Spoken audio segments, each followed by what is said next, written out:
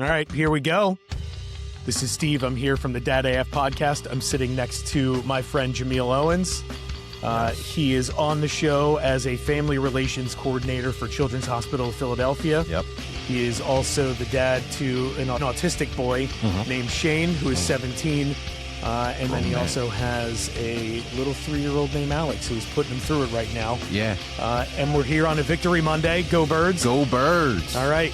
So we'll get this going. Yeah. Thanks for joining me today. I appreciate it. Thank you. Let this be known right now, like this podcast is going to be blessed. You're going to touch a lot of different people. I'm excited when you reached out to me and said, hey, this is what I wanted to do. And I feel like the male voice, the father's voice is now being engaged more, and you're a part of that movement. So Thank you. Congratulations. That's what I wanted to do. And I appreciate you taking that first meeting with me too. Oh, yeah. Oh, yeah. Jay and I go back to like one meeting, and I met him at an event at the Philadelphia Zoo. My wife, Kyle, had met him previous to that and said, hey, you know, I know you're talking about doing this podcast and what you want to do. And I met a guy at an event that works for Children's Hospital, and he runs a dad's group, which we'll get into a little bit more because you have a conference coming up as well for dads. And she's like, get a hold of this guy. Maybe he'll help you out. Maybe he'll talk to you. Maybe he'll tell you to pound sand. But I mean, you seem awesome and open and engaging to this type of stuff. And thank you for taking the time to just talk with me. No, it's my pleasure. It's my pleasure. Seriously. We ended up here and we met, you know, under the idea that both of us are dads of autistic kids. Jay's got a now not little guy, but a big guy. Big guy. 17. Yeah. So he's a little further along in the journey than I am. I am currently still wrangling a 6-year-old named Bradley, who is awesome as well and out of his mind and everything a little boy is. And then when you sprinkle in a little bit of the ADHD dust and a little bit of the autism dust, there you go. It makes life awesome. It does. Yeah. It does. Makes them special and makes it life awesome. Yeah. Sure does. Yeah. So let's talk about Shane a little bit. All right. You know, energetic, loving, really focus driven, on, you know, making everybody happy, which could be a deficit or it could be a strength, and I see it as both. But he lights up the room, and he doesn't know that he does that. He's just being him. That's fantastic. So he's really loving and really fun going. He has little brothers on both sides. So his mom and his stepfather, and then my side and my wife. So he plays with his little brothers. Like he actually, just this weekend, he was over and he came downstairs to make sure he interact with his little brother Alex playing dinosaurs, right? This is not something that I taught him, but something he learned over time. So once again, he's a person, and he's capable of doing anything, you know, not just because he has a diagnosis. Limitations doesn't stop him. And it doesn't hold him back from engaging with the family. No, not even. Hey, let me tell you something. So we were in the car, and he's like, so I asked my first possible prom date, and I almost lost control of the car. I was like, he steered that car right up. I was like, oh, wait, whoa. I'm like, what happened? And I asked her her name, and he told me, and then I was like, well, what happened? And he was like, well, I asked her, and she already had a date. So I said, bro, like, I'm super proud of you for even going out on a limb and asking someone. Absolutely. Even neurotypical people. I have a problem just asking people out. Sweaty palms. Exactly. But shaking. you went up and was like, hey, listen, what's up with prom? Like, we doing this or what? What's up? So that's what I'm saying is like, it is those moments where I kind of like, you know, like reassure him, like he's doing good. He's the best kid out here. But just giving him the pouring into him and letting him know, keep going. Like one note, that's okay. That's fine. But the fact that you're going out on a limb and you're confident enough to do that is like, bro, you're still teaching me lessons to this day, and you don't even realize that. Exactly. So I had to throw that in there because I was just blown. I was like, what? I was like, okay. It's actually a good segue into kind of the beginning of what we can talk about. So I listened to some of your old stuff that you did. Jay's been podcasting, and he's been in this space for about 5, 6, 7 years now. So and we'll get into the history of it as we get further into this. Yeah. But, I remember listening to some of your stuff in the beginning, and a lot of the issues you had to deal with, I think, are some very similar things that dads feel when they have a boy. It's, hey, I got that son. We're going to go. We're going to do all these things. We're going to have a great time together, play catch, baseball, football, basketball, you name it, whatever. Yeah. And then the diagnosis comes. Yeah. And then things change a little bit. So I feel like, now Shane being 17, him asking a girl to prom, it's one of those things maybe that in life you never thought that you would hear your son doing or thought that he'd be capable of doing, because that initial diagnosis kind of changed your viewpoint on who your son was able to be. It did more than that. It kind of yes, it did all of those facts that you just say, but it actually elaborated a little bit more on my thinking process. And what I mean by that is the way I help families, right, kind of see the future.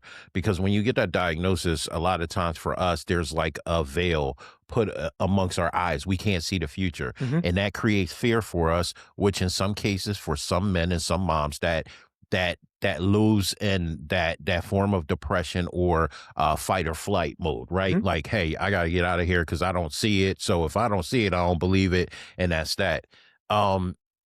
What things like that, like what he just showed me this weekend, allowed me to process is that this is definitely not on our time. So us as parents, we, as children grow up in the early stages and they go through adolescence, but primarily with the early stages, they have these milestones, right? So we have to look at, okay, they should be doing this and doing this and doing this. Yep. What I'm still learning is that Shane is breaking milestones, and it's not seen because we're like, oh, well, he's 17. He should already be close to a fully functioning adult. Yeah. Right. Yeah, yep. These things are on his timeline. And as a father and now a advisor, because now I have to remove myself from a gatekeeper to his advisor on his side, because he's reaching a point of manhood, even though mentality wise he's not of a 17, 18-year-old. He's done more of a 14, 15-year-old, respectfully. Now I get to see these things emerging on his timeline, and I have to remember that it's about his timing, his comfortability, and his aspirations, and it's not about mine. Yep. So and that allows me to talk to fathers like you, that's like, well, my kid's not doing this, and yeah, it's a little bit bummer, and kind of pour into them and be like, well, you know what? It's not on your time. Yeah. And you have to remember that. It sounds familiar. I ain't gonna go into it, but it sounds familiar, right? It's not on your time. Yeah. But you have to walk with them on this journey, because they will invest in educating you about life, about what it is to be a human, man. I could go on and on about this answer, but it blows my mind. Like, I sit there and I constantly think about, like, wow, I'm receiving all this information. I got to get it out there, but I have to manipulate it in a language that makes sense for other fathers. Yeah. Yeah, absolutely. And I can say from my personal experience, Bradley was nonverbal till he was about 3 years old. And everybody's like, oh, he should have been talking by now. He should have been doing this by now. He should have been doing that by now. And you get the diagnosis and it's a bit of a relief, right? Yeah. Because then you know what's happening. Yeah. And you're able to kind of attack it head on, and in our case, we put him in everything we could find and just put him in all of the therapies, put him in all of the treatments, put him in all of the stuff. That way, as he does and doesn't need things, you can take them away. You can take them away. But it's harder to acquire those things Yeah. if you decide not to do them initially. Yeah. So, again, to your point, everybody was like, hey, he should have been talking by now. Well, you know what? Now the kid talks and he uses words that I don't know. Exactly. And he's 6. And I thought, back to the original part of this first conversation, is I never thought I'd hear him say dad. I never thought I'd hear him say, I love you. I never thought I'd hear him say any of those things that he says to me now. And it broke my heart. And it, like you said, it put me in a space where I'm like, I'm going to pour all of my love into this kid. You get the diagnosis, and then you really try hard to not let it change your mind about who he is. Exactly. But it ultimately does a little bit, but you can make the choice of letting it change your perception in a negative way and not let it ever come back. Or, you can go through what you need to go through, deal with your feelings, and then understand that your main job is to love that kid no matter who he is or who she is, and just help them be the best version of themselves that they can be. Right? It's crazy. Like, as you was talking, I don't want to cut you off. Um, how and no, don't take this disrespectfully, because I'm chewing on this literally as you talking. How superficial are we that we want to hear an acknowledgement from a person on who we are, right? So a title. So, and I get that and I respect that and I want to acknowledge that. It is so important for us to hear dad for the first time, mom for the first time, right? Um, but do we understand that just hearing that young child, our offspring, just mention any words, just gather anything and kind of learn, is really what the goal is. He knows or she knows that you are dad or mom. You are the protector. They know that. They feel that love. They feel that. Yeah. So an acknowledgement is not really supposed to be from us. The acknowledgement we're supposed to receive is them actually progressing through life. 100%. Positive, not as, oh, well, they're doing what that neurotypical child or what Sam down the street is doing, but I'm seeing them progress through life and gathering information and discerning in a young age what is right and what is wrong and what they like and what they don't like.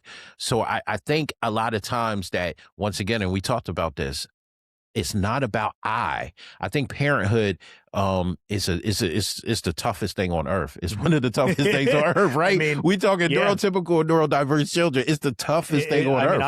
I run 2 restaurants, and it's exactly like, that's easy. How do you do that? To what like, how do you do that? But, well, and again, like, to parlay back into, what you're talking about is the other point, I knew that we would get to is, it's not for me to hear dad. Yeah. It's for him to be able to say, I need water, or I need food, or I need to go to the potty. Yeah. Those are the things that are really important. Like, dad is the ancillary thing, because like you said, that just fulfills something inside me. Yeah. And it's not about me. It is about what that kid needs and helping them navigate the world better. Exactly. And tell me, how did you feel when you saw him accomplish these things? Wasn't that even better? That was more of a drug than hearing dad. So much more rewarding to watch him just be a good human and be able to use his words to do that. Like, he had a new kid come into class, and Bradley was very intent on trying to make sure that kid felt welcome into class, right? So, but it's the stereotypes that you hear about kids that are on the spectrum. It's like, they don't have empathy, they don't have this, they don't have feelings towards that, and like, it's all wrong. It's all so wrong. It's not even funny how wrong it is. Crazy. But like, this kid, the first thing he said to me is like, hey man, I got your back. So my son, total stranger, new kid walks into class. Bradley has no idea who he is, and he just looks at the kid and says, I got your back. So that means he's extending that leaf to that kid to just try and make him feel good about being in a new space and to try and make him feel more comfortable. Do you know how powerful that is? Yeah. It's amazing to that kid, but it's also amazing that, again, let's break some stereotypes. Let's break some stereotypes. It means that, kids on the autism spectrum do feel things, and they understand their surroundings. And it's like, you can't not presume that they don't understand a situation because maybe they're not verbalizing that they do. That's You have to presume that they're competent and they understand the situation first, and then hopefully give them the chance to show you they do, or to help them through figuring it out when they don't. That story just gave me goosebumps. Like, right? I'm trying not to cry, bro, because it was like that. Like, you don't understand. Like, I remember going to school for the first time, and once again, it wasn't something that was meant to be taught, but I was just worried about me. Oh my God, am I going to make some friends? How am I going to be looked at to this day at a younger age? Like, am I going to be good to the teacher? Like, these are things that are kind of ushered in to the culture, to society as people. And you have these beautiful individuals who are autistic individuals who are just coming in and just like, I feel that you're having anxiety about today. I want to make sure I pour into you to let you know that you have at least one friend. Just off the bat. Day one. Right Day away. one. Yep. I don't know you from a can of paint. Hey, I got your back, dude. But see, what's even better about that is that I don't know that anybody did that for him, right? When he Exactly. came into school the first day, there were 15 other kids and they were all just trying to figure it out. So like, sure, maybe he learned it from somewhere. Maybe he saw somebody do that, maybe a little parental coaching along the way. But like, I didn't tell him to tell a kid, hey, I got your back. That was all his doing, and But you modeled the first part of love, and what that looks like is constantly reassuring, constantly pouring in, being with your wife, showing what an intercommunication relationship looks like. Mhm. You guys are fostering that. So now his mind creatively absorbs different characteristics or different modalities of love, Mhm. right? So, oh, I see mom and dad, they hug, they kiss, they give little pet names, and they say, "Oh, rock on, that's cool," and everything. Oh, that's I can say that to anybody else Mhm. too, and it's the same way that mom and dad has done. You exhibited what those principles were. And he never said, "Oh, well, dad told me to say, you got this. I got your Right. back." It was just like, "I got your back," Yeah. because I learned this and been poured into from dad. Mhm. So it once again, that bro, I that's an know, right? amazing story, bro. But this it's a crazy story, but even in, your field and your line of work, because your job is to kind of walk people through and navigate this world that they were just diagnosed into, right? Yeah, Um, I mean, that's a story. That's a great that is. anecdotal story That about like, is. hey man, if you are looking for, the next Nolan Ryan, like let's bring the bar down a little bit, right? Yeah, In your son. Let's just start with the part about your kid being a good person exactly. and helping them understand that what being a good person gets them in life versus being the kid that can hit a kid the hardest on a football field. Like, I always say this too, and I think about this rationality with fathers, neurotypical individuals, neurodiverse. My funeral, I want people to be in attendance to my funeral, and it's not because of my title or wealth if I have it. It's because I impacted all of these I people. say the same thing. So if you think about this, and a lot of times we don't think that far, is do you want to be an impactful person or a wealthy person?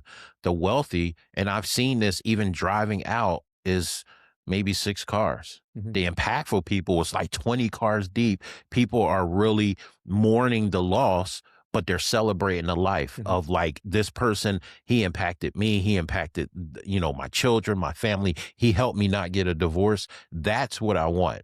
Yeah. That's what I'm reaching for. Don't get me wrong, I'm imperfect. I would love to be wealthy, but I have to kind of challenge myself a lot of times. Like, is the wealth going to be more important than the impact? Yeah. The impact is what I can take with me. That's Mhm. something I can hold in my heart. Yep. The wealth is something that's just going to be left here, squandered away. Sure. So I think Yeah. about that often, and I think about our children.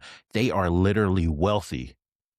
3, 4 years old, they are wealthy because they have that compassion. They Yeah. have that empathy, man. Mhm. And I can't, like, I love Shane. I love to take some of that and give it to me, but I know I'm not here to emulate that, but to learn, Mhm. if that makes sense Yeah. for me personally, man. These children are wealthy, and they don't even know how wealthy they are. Yeah, exactly. Yeah, and it they see the world differently, Hmm.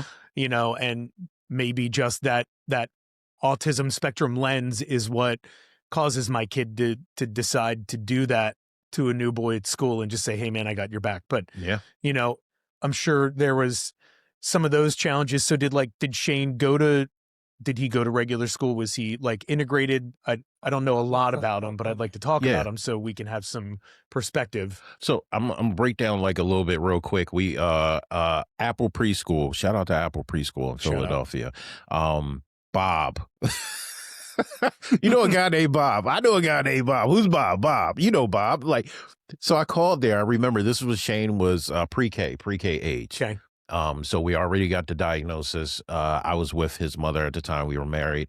We were very scared about where to put Shane because we knew not too many people understood how to correctly foster, and also to help autistic individuals thrive Mhm. in a classroom setting.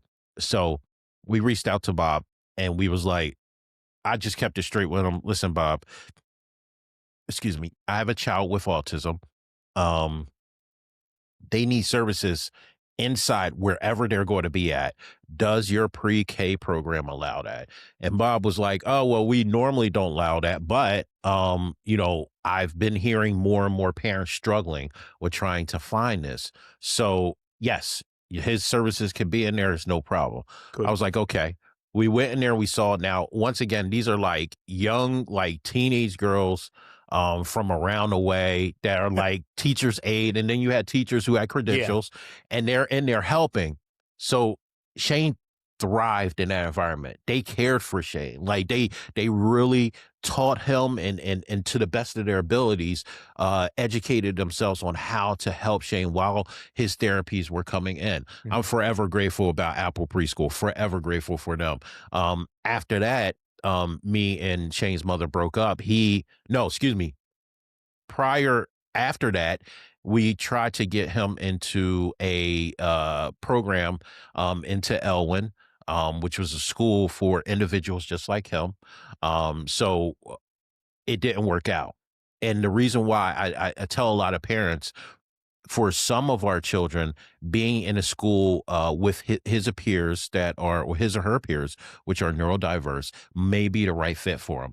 But for a lot of them, they actually need to be kind of mainstream or put into schools with their neurotypical peers. Shane started developing characteristics that some of the classmates in that Elwyn school was doing, like banging their head, self-inflicting behavior syndrome, things like that. So we pulled them out. And unfortunately, we can go into that story. Me and my wife at that time, his mother was going through a lot of stuff. We separated. She moved up to Delaware County, where he went to a mainstream school from elementary all the way to where he's at right now. Yeah. And in high school. And he's doing tremendously. That's like awesome. He's about to graduate. Yeah. So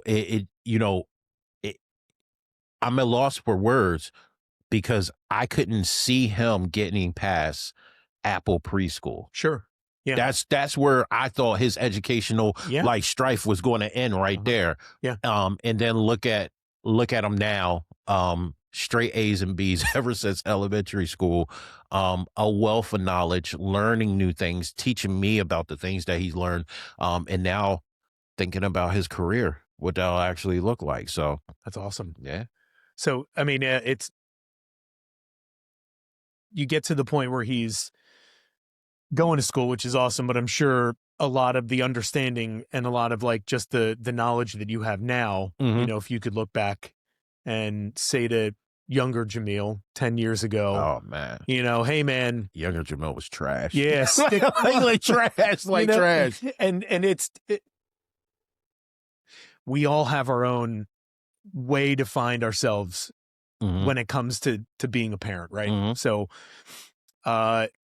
you can talk to anybody that's worked for me or with me for longer than Bradley's been alive. Okay. And they will tell you that I am a completely different person since Bradley's been alive. Okay. All right.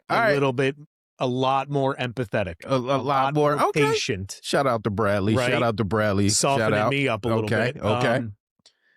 But just all those things that you learn, as you start to become a father. And like, my personal experience, I was older when I had him. I was 41 when I had Bradley. Oh, wow. So I know. I didn't know that. Okay. Yeah. Okay. I just turned 48. So it's like, bro, you look good for it. Don't you look good for trying to keep it together. Trying. What am I doing wrong? What's going on? Too much coffee? I don't know. If my beard were that long, it would be that gray as well. Trust me.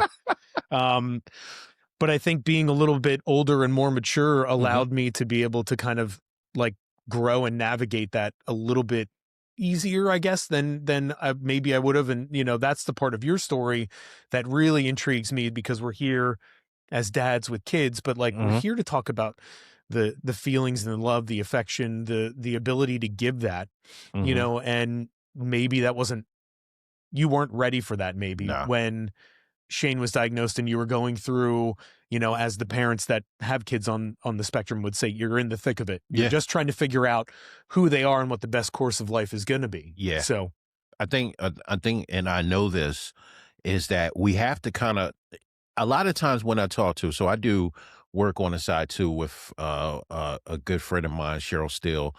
We actually train law enforcement, police officers, first responders on interactions with individuals with autism. And we could do a whole episode on Oh that. yeah, oh yeah. Listen, there's a lot we need to unpack about that. Yes, I would love to because there's a lot.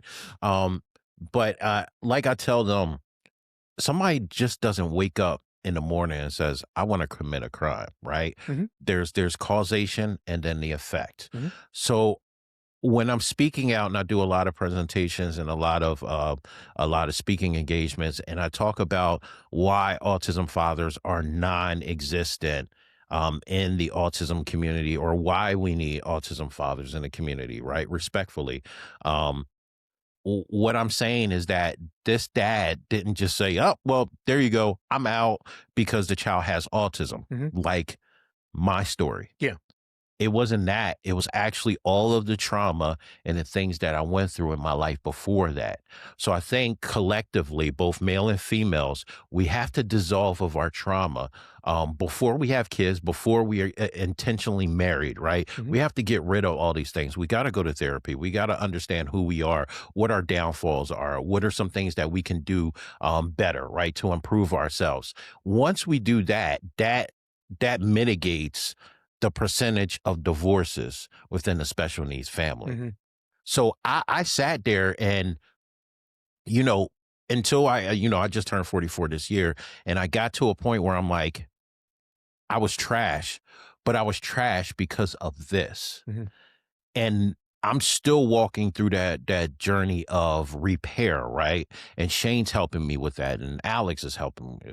My family's helping me through that. But I went into a marriage with all of that baggage, all of that trauma. And then when I got the diagnosis of autism on it, it was like that was the straw that broke. That Mhm. was like, oh, I can't take no more. Why is this happening to me? I'm out, and I left out. People need to understand, and I think a lot of grace have to be given to the moms and dads who kind of move away or push away. What are they dealing with throughout their life? Because we Mhm. all have that journey and that story.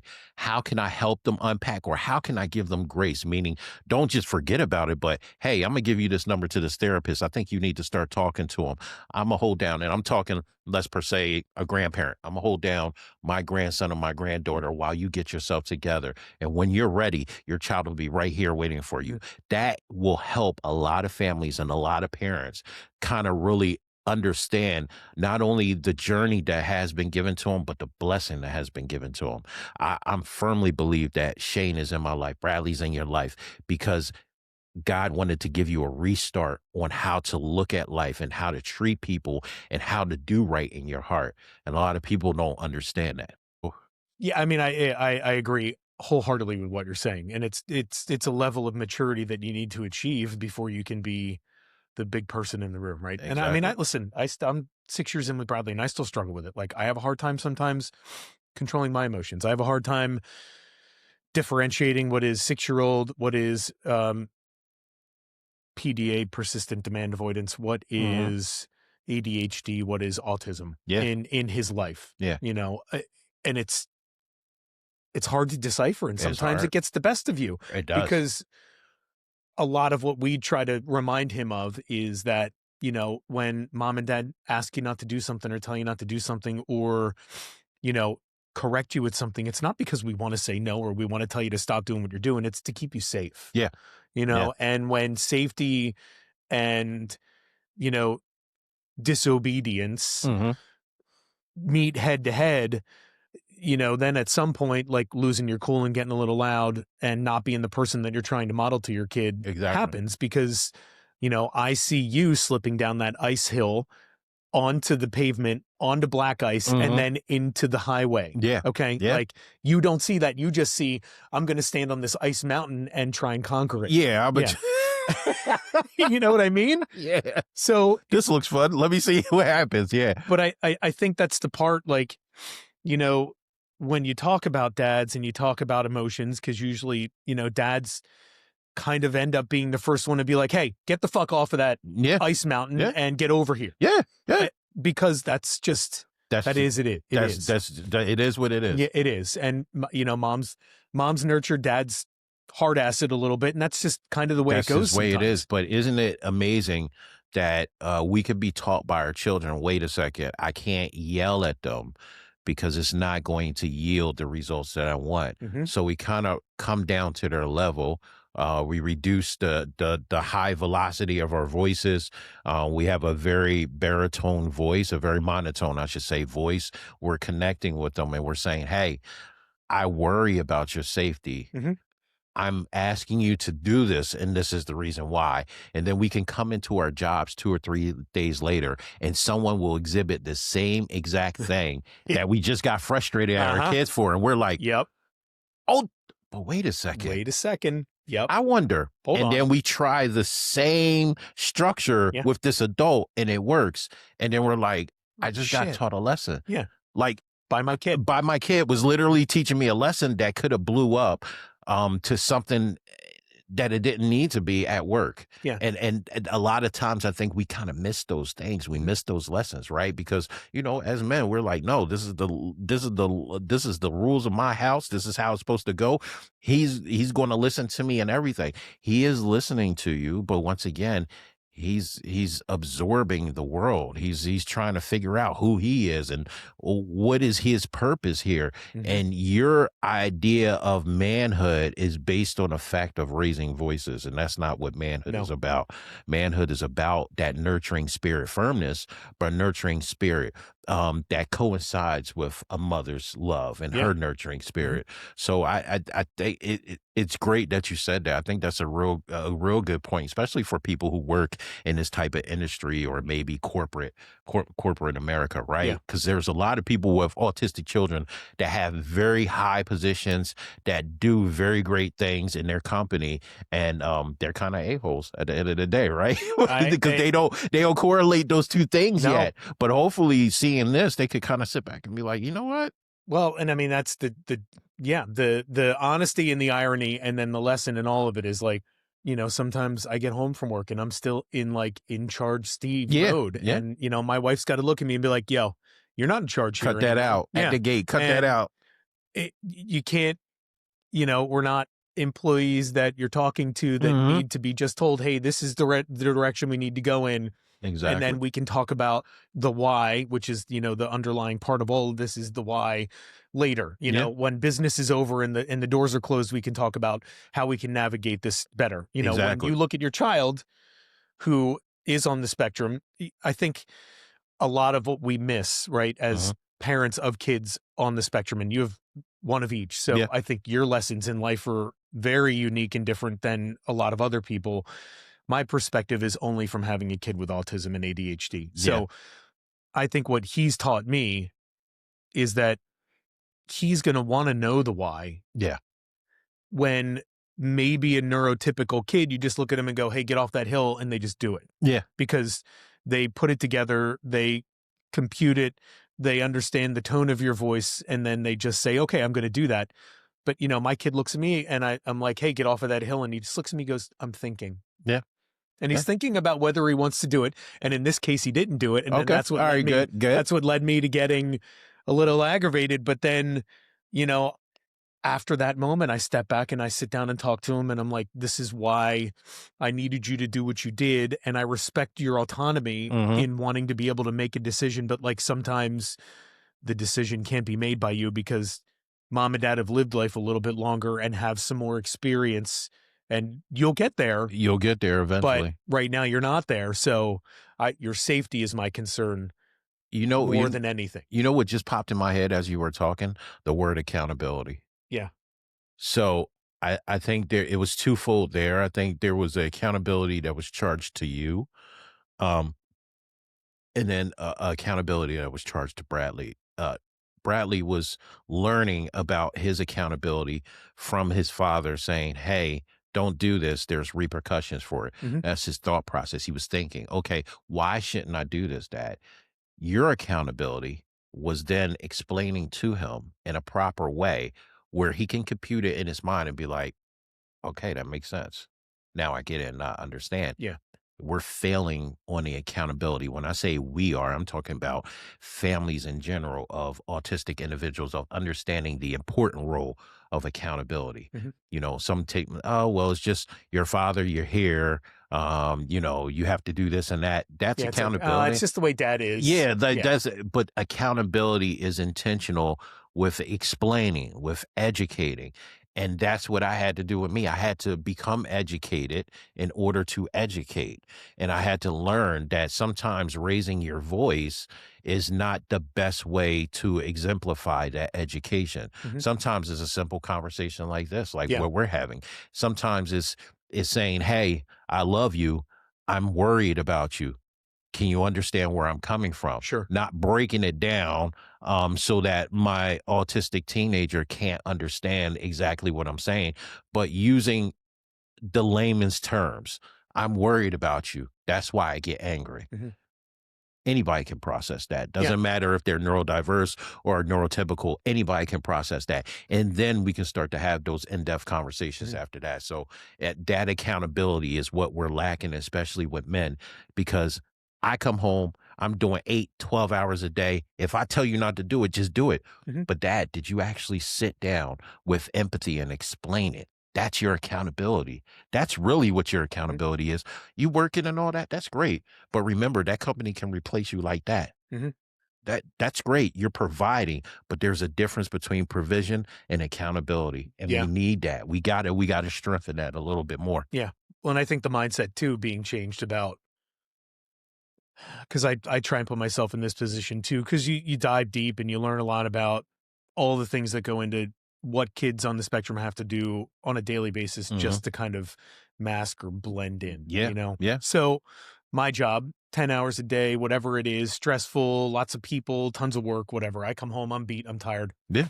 My kid went to school for 8 hours. Yeah. He masked all day long. All day long. He behaved all day long. He did what everybody told him all day long. Hmm. He comes home, he's tired, he's burnt out, he doesn't want to do it anymore either. Hmm. The restraint collapse happens where Yeah. his emotions erupt. And whether it's, him being, you know, going bananas, having a great time, jumping around, having fun, maybe Exactly. it's emotional the other way where he's crying or he's sad, and then I have to, my family, my wife works too. So she's worked 9 hours a Worked day out 9 too. hours too. Yeah. My day starts a little bit later and ends a little bit later than hers does. So she's home for 2 hours sometimes without me Hmm. dealing with all of that. Yeah. And we just added a puppy to it. So Oh, it's just like I got the little everything's pup. crazy. Okay. We got Yeah. the Yeah. pup. Yeah. Yeah. But Okay. I think it's really easy for, dad to come home and just be like, I worked all day. Everybody just, Yeah. back in the old days, where's my Yeah, cocktail? yeah, Where's yeah. my Where's my cigar? Where's beer? my Where's my dinner? beer? Where's And my beer? where's the remote control? And That's that's it. just, it's not the way it is. And it can't be that way, even if you're not in a neurodiverse family. It has to be like give and take because like you can't, I don't know a lot of people that are a single income family that can make it, No, because of just the way stuff no, is. it's just the way it is. And Yeah. then when you sprinkle in, like I said, or you add in uh, neurodiversity and all the other stuff that you have to deal with on a daily life, like this time of year right now, the holidays, it's like, Hmm. woof, I Yeah. can't wait for 2 days off just because I I could not just do it. not have no accountability. Let the shirt out, let the belly just fall Yeah. out, and you're just chilling, right? Yeah. But then you're putting together Christmas and that can't all be mom. You're putting Yeah. together Christmas dinner. That can't all be mom. Yeah. You're making magic happen for a little kid. Yeah. It can't just all be one parent. Yeah. And dad's got to get out of that mindset where it's like, I don't need to be rewarded for going to work. I've got to change my mind and understand that I've got to be part of the family and not just the guy that comes home and gets whatever he needs. Exactly. Intentionality and accountability Yeah. are two strong points. We definitely, as men, we have to do better. And I'm saying this because I still struggle with this today. I mean, I'm we sure we all all do. do. We all do. Yeah. But how we stand up, after we kind of like look at it and be like, dag, I could have did a little bit more, or yeah, you know what? Mhm. She was right. I'm going all day and left her with the baby. I gotta come home and like help be hands on. Like one thing I do with Alex, and once again, this has been a blessing because I didn't get to do it with Shane because I was gone for the first 4 years of his life. Actually, excuse me, not actually the first 4 years of his life, I was actually gone. Even additional year after the diagnosis. But what I learned is the simplicity and the importance of bath time, and you actually being there, amongst other things. And bath time is really a safe space. And I'm developing this mindset is that because my neurotypical son gets an opportunity to sit in the bath with his father, be himself, be in a joyous environment, Yeah. and it's quiet and we connect. Yeah. Hey, how was your day? What did you do? Oh, I played. Okay, cool. But you're connecting with him. Now transform that into Shane, a neurodiverse individuals. When I pick him up from his mom's house, we do social stories for the last 2 weeks. So he tells me everything that happened in the last 2 weeks. And in that moment, the radio's off. I'm driving. I'm intentional on listening to him. I'm asking these questions, but that's my accountability. And he's held me to that every single time now. That's a connection. And we're missing that. Imagine if I pick up Shane and I'm like, yo, bro, I just had a 10, 12-hour day. I really don't feel like it right now. Let me just turn on the radio. You just watch your phone and then that's it. He'll be unhappy. Well, Yeah. Dad, my 2 weeks were amazing, or it was a hard 2 weeks for me, and we're missing that. So I think that's really important for us to realize that time that we actually spend in whatever concept it may be, we have to show up every single time. We have to make that our priority over everything. And this is coming from a dad that's struggling. I'm still trying to do, Yeah. Well, and that I'm sure that growth and that perspective change and that shift in the way that you thought about everything is what really led you back to being able to be a good part of his life again. Yeah. Because I mean, again, the easy way would have been, I'm going to let mom deal with it. I'm going to let everybody else deal with it. And I'm just going to kind of float in, give him a new baseball mitt, play catch, and then go away again for 2 weeks or Well, whatever it is. people who heard my story knows, like, I'm really transparent with that. The only reason why I returned to Shane's life after 4 years is because his mother called me and was like, hey, you need to come see your son because he just called the trash man daddy. Now that's accountability for that. Yeah. And as soon as I heard that, Yep. I mean, it sparked, oh crap, I am just like my dad. No shade to my dad. Shout out to my dad. I love him. He's been in my life since I was around like 25, 26. He found me. Amazing grandfather to both of the children. But at that time, he wasn't around. And I sat there and looked at my past trauma and was like, oh, snap, I'm just like him. And I remember how bad I felt, and I was like, I can't do this. Yeah. And that sparked an accountability to me where I made my way up there. I wasn't driving, so it took like 3 hours to get up there on bus, 4 hours to get back home.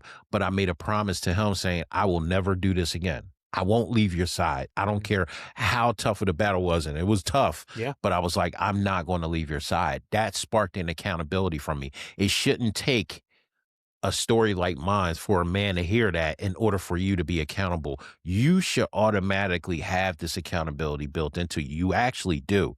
The problem is that you have that I syndrome. Oh, well, I have an autistic child. I shouldn't have a child. I want a normal child. And that covers that veil that I'm talking about. That covers that accountability that you feel.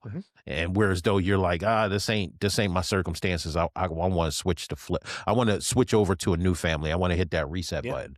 And that's not valid. That's not valid. And that's what's happening today. It's happening in neurotypical, neurodiverse families, but more so neurodiverse families. We're still at an 80% percentile as far as divorces with special needs families. Speaking about autism and all other different co-occurring conditions as well too. That's insane. high. That's insane. That's a crazy rate. And I've had that before where I was in my dating phase and females would disappear. And they would disappear. Why? Oh, I don't know if I could do this. You have an autistic son. I don't know what's going on. So, bro, it's real. It's real, and it's heartbreaking out here. To just think that somebody won't choose you because your child is unique in their own special way. Yeah. Well, I mean, that person's not right for you then. Oh yeah. They weren't. I mean, it is what it is. Yeah. He's thriving. I'm thriving. I'm like, chuck up the deuces and that's it. But at that time, it was something that was very hurtful. And then as a man, I kind of had a crossroads where I was like, okay, so do I hide my child or do I just keep it going and then just keep open about it and just Mhm. find the perfect one for me? Yeah. And that's a real thing on both sides, male and female, because there's a lot of moms out here that will not let you know about their child. They're trying to get this guy in their life. Everything is cool, and then they're like, I'm scared to tell him if he's autistic. Well, you're Yeah. doing yourself a disservice. Uh-huh. You need to let that out immediately. Yeah. Hey, my life is crazy. My child is my first, my first concern, therapies and everything like that. If you can't hang with that, that's cool, because we're a package deal, Mhm. and I think it's really important. That's the point. Like, I think halfway through that part that you were talking about with, being present and coming back, like, you had to push your bullshit out of the way Yeah. in order to get to where you needed to be with your Bulldoze kid, it. right? Yep. And but it goes back to the initial thing that kind of opened up this is, verbal, and like all I wanted to hear was dad. Yeah. And that all I wanted to hear it for is because it fulfilled me. So it was kind of for the wrong reasons. Yeah. When you have a kid that's on the spectrum or that isn't verbal to begin with, like, the neurotypical kids and their milestones, I needed to understand and comprehend that, like, it's not about him saying, I love you, daddy. It is more about, hey, dad, I have to go to the potty, Hmm. because then they're able to operate in a better way in I'm life doing something because, to help them. well, Yeah. but they're able to communicate their needs. Yep. When you talk a lot about, what you need as a person, sometimes communication isn't just to it's not to talk. A lot of communication is to get what you need as a human being. Yeah. And I think we very often forget, especially when you're talking about, you know, special needs community or disabled community, it's not about, like, you shouldn't feel good if you put an ADA ramp in at a business because the ramp is there and it looks nice. You Hmm. should feel good about the fact that you gave access to somebody that otherwise has had a challenge in their life getting what they need. And it's the same thing, like, and I'm sure your work deals with this a lot, Hmm. is, you know, you don't need that kid to talk to say, dad, you need that kid to talk so he can say, I'm hungry. Yeah. So then they're not dysregulated because they're spending 2 hours longer being very hungry than they should be because maybe they're not with you. Maybe they're with the babysitter. Maybe they're at a different school or they're at a different daycare. And that person that normally handles them or takes care of them isn't there with them. So the cues that they've developed or the Hmm. relationship they've developed over time, the new person isn't recognizing what they need, Yeah. and it's all of these things you can talk about, especially with school age children. Oh yeah. Like, I know when we put Bradley in kindergarten, we met his teacher and we're like, this kid's going to be the mayor of this class in no time at all, because he's outgoing. He's He's a outgoing. fun Yeah. kid. He's Yeah. a good boy. He's caring. He loves everybody, but his butts are, you know, he's very much in the ADHD world. He's very much moving around. He's a sensory seeking kid, Okay. and 30 years ago, 20 years ago, 15 years ago in school, like, that kid's just a disruption. The, whole be quiet, sit down, still hands, still feet, still mind, whatever it is that a Whatever. teacher would have said, Yeah. isn't going to do him any help. No. Having people around him that understand that, like, maybe he just needs to walk a lap around the room to get those wiggles To out get for those 5 seconds. those things out. And Yeah. then he can go back to being a non-disruptive, regulated part of his class, Exactly. and it's important to remember that. And I think back to your original point, when we're talking about your relationship with your son, it's like you had to push that emotion away from yourself and just be like, look, this needs to not be about me and how I'm feeling about this relationship. It needs to all 100%. be about him. But isn't that what being a parent is about, right? Yeah. Like, it's not about It you should be. anymore. Like, yeah, it should be, right? And once that baby comes out, that's it. Mhm. Those Jordans that you wanted, that PlayStation 5, that's a wrap, bro. If you didn't get that in the 9-month span, Yeah. I'm sorry, you shouldn't be getting that now, because it's really about the child at that point. This will come out after Christmas, but I bought a Nintendo Switch 2 for Bradley. That's not For that bad. Yeah, Bradley. for Bradley. Okay, Bradley, it's yours. Yeah. But if you want me to test it out for you, make sure it's okay. Absolutely. Yeah, Yeah, Dad's got to get it all set up and check it. Dad's got to get that together. I get that. I like that. I think, in all seriousness, though, I think I think we're failing to kind of put in play a structure on what fatherhood in autism looks like. And the reason why is because we don't have a lot of men that are coming out like this episode. I know a couple more, Autism Fathers Group conference. We don't see that on a day-to-day Hmm. basis, right? Because we're focused on providing, we're focused on legacy and conquering, not knowing that are what we should be doing will be the fruits of all of those things if we do it correctly. Hmm. And I'm speaking once again from personal experience. I've been on this earth, 44 years, and I'm now in the past 10 years, a little bit before that, but now really intentional in the past 2 years of understanding the importance of pouring in and intentionality in these areas of fatherhood, not only towards Shane but to Alex as well, Hmm. because I miss those important years with Shane that I'm now getting with Alex. Yeah. So instead of feeling sorry and saying, "Oh, well, I should have beaten myself in," it's now like, okay, I have to do the tipping scale. Now I have to spend these early years with Alex and then spend more intentional time with Shane. And how we do it is I show him the world. So I'm always looking to be like, all right, well, what do you want to do? Like a conversation, his 18th birthday. I'm like, what do you want to do? And he's like, well, I don't know, and do this. I was like, what about we go to another state and go see another train museum? He loves trains. Hmm. I was like, I want to show you these things because unfortunately I missed that stage of your life, Hmm. that early years. So now it's my job as your advisor, once again, to show you that you can travel this beautiful country and this beautiful world that God placed before you and meet new people and watch out for certain dangers and things. That's my job. Hmm. And then with Alex right now, it's like being home with him, sitting on the couch, watching Paw Patrol, hugged up, is cuddling with him. Yeah. You see what I'm saying? Uh-huh. Like it's a beautiful, it's a beautiful double-edged sword for me.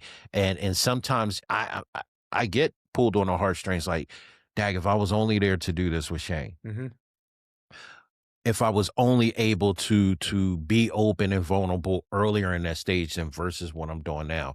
But Shane gets to see me at some of my events. He gets to come out to me to my events. He gets to see how I talk about him, which is going to do more good than me just being present or just throwing a present or getting a gift Yeah. for him. You know what I'm Showing saying? him who you are now and how much you love him Exactly. now is so much better than trying to make up for what you weren't Exactly, in the exactly. past.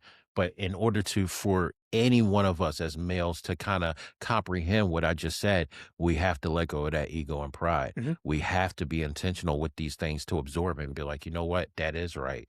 I can't make up the past and I shouldn't want to look to the past, but I have to be accountable for right now onto the future. And that's very, very important. Yeah, it is. It's so important. So all of this, We's chopping it up. That's a lot of information right? right here. We're There's a getting lot. in. We getting it in. We got some time. Yeah. And I mean, it leads you to kind of, we don't have to spend a lot of time on it, but, Yeah. knowing what I've listened and what we've talked about, you spent some time in, you were a firefighter, you were a corrections officer, very kind of like, hard nosed, like, hey, it's a job. It's a job. And Um, the yeah. mentality and the attitude that you have to have. I mean, I have an uncle who was a corrections officer for Okay. years and years and years. And it's just, I get it. Yeah. But then something happens in your life and you're like, you know what? I don't know how you ended up where you are, I but don't you, know you how. work for Children's Hospital, you're helping families with their diagnoses. You started a conference for dads, Yeah. which is, what brought us together in the Yep. beginning, is the idea of wanting to be available fathers and showing how emotion and showing how love and care can be displayed in a different way from a dad and how it's helpful to your kids. Yeah. Yeah, man. So talk to me about the conference, the inspiration for that. I'm sure Shane is all the inspiration for it, but Oh yeah. Oh yeah. I mean, first off, we said I don't know how I got here. I do. If you guys haven't caught on yet, I'm a very spiritual person. I believe in God. I'm a Christian, and I could tell you it's all Him. Um, I'm gonna break it real quick down for you guys. I started off with doing, I had my Act 235, which you go to the car clubs and bars, you see the agents with we're armed. We have Mhm. guns. We have all the equipment that police officers do. I did that for about from 2009 to I just let my certification lapse last year. Okay. That's how long I've been So doing you it, personal officially bodyguard. cannot do that I anymore. can't do it Yeah. anymore. I have to go through the training again. So I did bodyguard work, personal protection, private protection. I did all of that. But I started off at bars and clubs in North Philly. I done seen it all, been in like close to shootouts, crazy stuff. Yeah. But I always had a dedication to protect people. Mhm. That was my heart. Yeah. So then I was like, yo, I'm going to do something better. I'm going to go through corrections. So I applied for Philly Corrections, Delaware Corrections, whoever got to me first, which was Delaware. That's who I went through. So I was a corrections officer for 18 months because I was like, I need a job with authority because I want to protect people. Mhm. So you're like, well, how you protect the people in a prison? The prisoners are still people. I'm protecting them. I'm managing them. I'm making sure that they're good, even though they're in there for whatever crime it is. I'm protecting people. That was my heart. So I went into that, but found out that wasn't for me. Prison is a whole nother world, a whole nother animal. We can Yeah. get into that. It wasn't for me. And then I simultaneously went for a volunteer firefighter, where I was at for 5 years. I have national board certification, so I could go anywhere and be a firefighter. But at the same time, I applied back in 2019 for CHOP for security. They got back to me around the same time, which was 2020, 21, right after COVID. Sure. Same time I was a volunteer firefighter. I'm like, yeah, I want a job. Cool. So I went in there and I found out that we had a floor, which is my office, which is the Center for Autism Research at CHOP, and I'm a security guard patrolling that building. And I'm like, I don't know how I'm gonna get in here, but I want to work in here. Mhm. Long story short, I've been doing this advocacy work since 2014. An awesome show.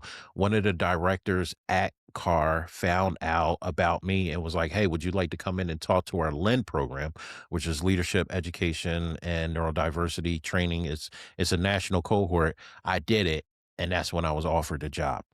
I didn't have the requirements education wise. You need a bachelor's. I said, listen, and mind you, at that time, my wife's about to give birth to Alex. Yeah. I'm in the hospital talking to my Yeah. now boss, and I'm like, listen, I don't have the qualifications, but I can tell you this, I can do the job. Mhm. The job I've already been doing without a structure. Now would just basically be me putting a name and a structure to it. They said, give us a second. They came back 2 weeks later, removed that qualification for it. I got the job. That's awesome. That's nothing but God. That was not me. That was all God. Because you see now, my protection, my hedge of protection that I want over people is not in the direction that I wanted, which was law enforcement, but now has been moved over to me working closely with families, pouring into them, reassuring them, making sure that they stay together. Now I am protecting families. I'm Mhm. protecting people, autistic individuals. I'm befriending them. I'm standing up and I'm speaking out for them. So that's where I'm at right now. So I say all that to say this, where I'm at right now. It allows me to look back at my life and look at all the wrongs I did and create programs and ideas along with the staff and my manager and our team there for families to understand that they are heard, they are loved, they are thought about. So we create these different things like the Autism Fathers Conference to bring in fathers. That was my baby that I thought about before this job. And I was like, well, now I'm here and I have a network. I can make this really big like Yeah, I want it to exactly. be. Yeah. So this was just one of the things that I pitched to my director and then my manager, and they're like, okay, we support you. Let us know what you can do. And now we're going on year 3 next year in Wilmington, Delaware. And we rebranded it. Now it's called the Involved Informed Conference for Autism Fathers and Autism Advocates. It's a long title, but it encompasses what division that I had when I first seen this. Yeah. And this was men coming together of all ethnic backgrounds, nationalities, to come to unpack what's going on at home, Yeah. but also a safe space for non-male caregivers to come in and have that assurance and that support that they need as well. And we're here 3 years now, bro. So it's all God. It's not me. It's all Sure. God, just to be able to have that sensitivity to say, yeah, I was crap in the beginning of my life and my fatherhood journey, but I don't want others to be like that. I Yeah. want to do more. Once again, I'm in my role of protecting people. Mhm. So, eh, Well, and I mean, hopefully for your kids, you're ending some of that drama and trauma in life that maybe you've set them up so they don't have to do that when they become men and they become fathers to children too. And you're showing them the example of what it means to understand that maybe you've made a mistake in life, but then you can come back and you can change who you are, through love and through compassion and through fatherhood, I'm, not I'm just I'm learning it's a struggle every day. yeah, And I think more men need to hear that and understand this. This is not something that's a one and done thing and that you're good. Any no. man who thinks that or lives or stands on that, you will fall. You will fall. You wake up every day and every day it's different. Every day you have to battle life. Mhm. You know how we use, use this colloquial, life is lifing, right? Because that's the truth. Life is lifing. Life is going to beat you up every single day. And how you get up and you stand and you prepare for that is what's going to set you out different from the rest. But most importantly, it's going to set you out different from what your children see, Mhm. because your children sees a firm foundation, not strong, but a firm foundation. And that's the building blocks for them to be better people in society versus it doesn't matter if they're neurotypical or neurodiverse. They need to see that firmness. That firmness is a adjunct for them to either be evil or let's just say aggressive or polite and positive. But if you don't have that foundation, you leave them to try to get that information or mimic that from the world. And that message is messed up. That's Mhm. why we have a lot of in my perspective, I'm not a clinician. This is not my perspective as my role at CHOP, but this is the reason why we have a lot of children struggling from mental health concerns, right? Is because they don't have that baseline foundation to work off what they see in this category or this category as just a simple human being. Yeah. And we need to be intentional on that and more intentional with our autistic children.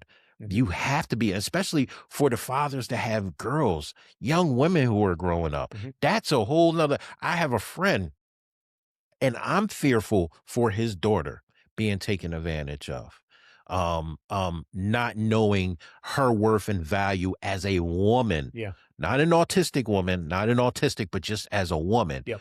being able to identify herself in a public that sees the rise of like BBLs and all these different things that women are going through cosmetically and not just loving who she is as a Yeah. person, right? Mhm. And as a male raising a daughter, an autistic daughter, it can be that much more challenging. Sure can. But I want to give hope to them, just like it is for us raising men, is that the hope comes in is when you stop looking at it from a lens of pride and ego, but look at it at a lens of empathy, compassion, those lenses, communicating with your loved one and showing them, hey, let's go look at this. Let's go see let's watch a movie that talks about some of the struggles of women, documentary and things like that. Let's have this dialogue. Let's go out to eat every week, once a week, me and you, son and father, daughter and father, and let's just bond and build and just talk about things that are going on. These are the things that we need to do, and it looks different for every single person, but it's the minimal things that we need to do, man. And I'm learning that. I'm learning the importance of picking up Shane and doing things, doing activities with him. But at the same time, I'm learning about those important things like bath time, nap time with Alex, and laying with him, laying in my arms and feeling comfortable. Mhm. But at the same time, I'm at the movie theater with my 17-year-old and Shane puts his head on my shoulder. That's the stuff that I'm learning. And I'm Yeah. like, I wouldn't trade it for the world, Nope. but it took a journey to get there. Yeah.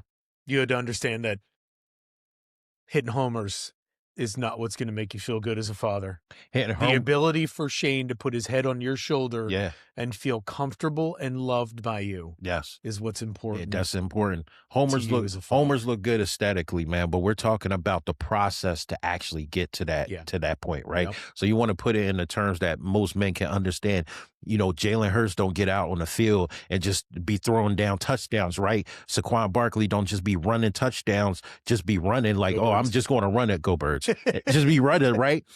They go through training. They go through understanding the game. They go through studying plays, studying video, right? So our job is not as intrusive as that, but we have to study our child. We have to study ourselves. We have to study our wives. We have to study our household. We have to study the world. We have to be intentional. And with the things that I'm doing with the conference, I want the men to be intentional when they leave, but most importantly, when they come there. I came here with a purpose to be better than what I was walking through that door. Yep. And we make sure of that every single year. Mhm. Now we just got to expand it now. Like I said, podcasts like this that really talks about it, that asks the tough questions, that really hit head on, but also too being open and emotional. We've Yeah. been open this whole time we've been talking. We Yeah. need that as men. And that's the important thing to display. And that was my goal setting out to do this. Oh, you did it. You did it. You did it. Salud. You did it. Thank you. It's changing that. It's changing that perception. I had to change By the it way, myself. It's water. It's water. Yeah, right. Okay, it's water. All right. We're sitting at a restaurant. Yeah, right. They were like, oh, they drinking heavy. No, it's early in the morning. Water. Yeah. It's water. But it is 5 o'clock somewhere. It is 5 o'clock It somewhere. But yeah, I mean that's the important thing, and I'm looking forward to attending the conference this year. Like it's something that I think is going to be awesome to be at, because it kind of already encapsulates some of the ideas that I had once I started this journey of being a father to an autistic boy. Was I get the emotional part of it is so important. Yeah. And it helps. And you see everything that's going on in the world. You see all of the great things. You see all the terrible things that are happening. And if people just could be more open with who they are and more emotionally available with who they are, there would be a lot more understanding. It's not going to fix everything. Yeah, it's not. But it would be a lot more of an understanding and empathetic place to be. Exactly. And I admire what you're doing with the Fathers Conference. And I mean, we can probably do another full episode, talk about that, talk about the documentary you're working on. Yeah, man. I mean, Jay's working on a documentary called Father's Pride, and it's a lot of this. And that's, he's collecting a group of men that are going to talk about their families and their kids and their emotions, and I'm honored that he asked me to be part of it. I had to get this guy on here. I had to. And I mean, he asked me that after 2 conversations and a bunch of emails. So, I feel lucky that you feel that strongly in what I have to say. But, for me to be a part of it, I feel that it's a voice that needs to be heard, mine and everybody else's involved in what it really means to be, let's take the autistic part out of it, what it means to be a dad now. Yeah. It needs to be more emotionally available than it used to be, because the world's just different. It is different. And then when you add a kid in there that my son looks at me and just like, Daddy, I need snuggles. Like, cool. Snuggles, come on. I'm going to drop everything. Yeah, I'm going to drop everything. Because it's not going to last forever. No. And you don't want his snuggles to turn into something else like drugs or lust or things of that nature. So if he knows that he can build connections, not just with dad, but he can build connections with people over time that will allow him to possibly a partner, a wife, that he can be open and actually say that regardless of what his diagnosis is. Mm-hmm. That's the things that you want for him. Yeah. That's the important things, man. And it's imperative. I'm saying it more and more. I want to share a story. Do we got enough time for this story? We got it. Yeah. Okay. Absolutely. I want to share a story. This happened to me 2 weeks ago, and I'm going to be real transparent and open. I was fighting for the past 3 or 4 months, like asking God, is this really what I'm supposed to do? Because I was like, I don't want to be, it's great to be exemplified and give honors and awards. That's what I want, but I don't want it to turn more about me and less about the people I serve. So I've been really struggling and battling. So I went to this event. Shane was with me, and we were at the Franklin Institute. So they had a sensory day. and I'm sitting there chilling, and I see a couple of families come by. It was a great event. This one family had two boys that were on the spectrum, twin boys. I want to respect them and their autonomy, so I'm not going to use their real name, but the boy that I will talk about, let's just say his name is M. And I seen mom, dad, and the two boys in the carriage, and they're rambunctious and they're just excited to be there. So they go to the table next door. They spend a little bit of time there. They see my table. They kind of walk past and go. So they come back down literally like, let's say 45 minutes later, and mom has one of the boys. She actually has M with her. Now, both of them are diagnosed with autism. M is with her, and M is just wiggling all over the place. He doesn't know where to go. I'm going to try not to get emotional while I'm talking about this. She comes over to my table with M. M immediately comes around the table and he sits on my lap. M is nonverbal. Mm-hmm. And mom is just like, oh, I'm sorry. I'm like, mom, it's okay. If you're okay, I'm okay. Yeah. So I adjust him properly and I'm sitting with him.